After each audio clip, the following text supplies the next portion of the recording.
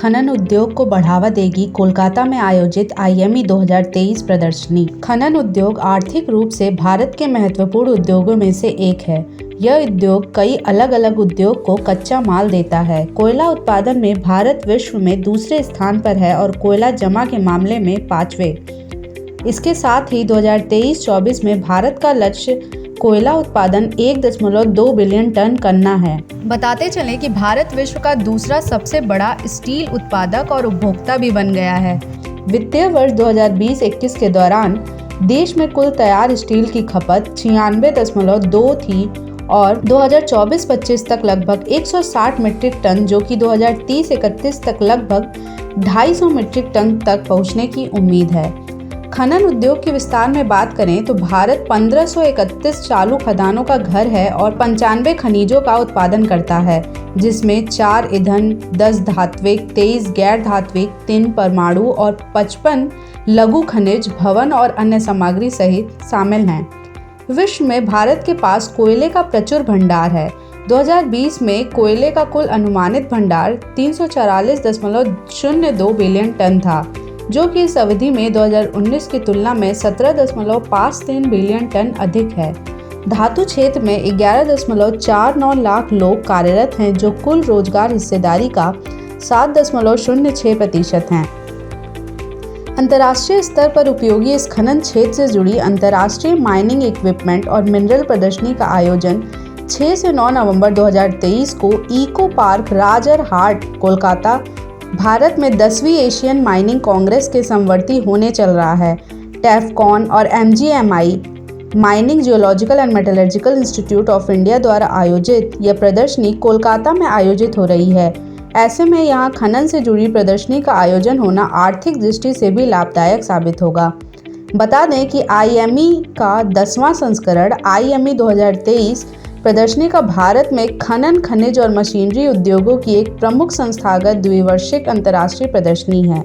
4 दिन की इस प्रदर्शनी में करीब 25 देशों से वक्ता और प्रतिनिधि भाग लेंगे। प्रदर्शनी के दौरान समवर्ती क्रेता विक्रेता बैठक, बायर एंड सेलर मीट में उद्योग जगत के प्रमुख लोगों की उपस्थिति होगी।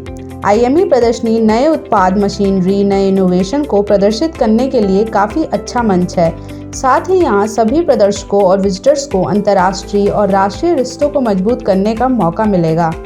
आशा की जा रही है कि प्रदर्शनी में एशिया, अफ्रीका, अमेरिका, यूरोप, मुख्य रूप से जर्मनी और ऑस्ट्रेलिया से माइनिंग इक्विपमेंट और मशीनरी निर्माताओं की भारी संख्या में मौजूदगी होगी, जिसके साथ साथ प्रदर्शनी में खनिज समृद्ध भारत के राज्यों और PSU, बड़े कॉरपोरेट्स और छोटे और मध्यम संगठनों की भी भागीदारी होगी।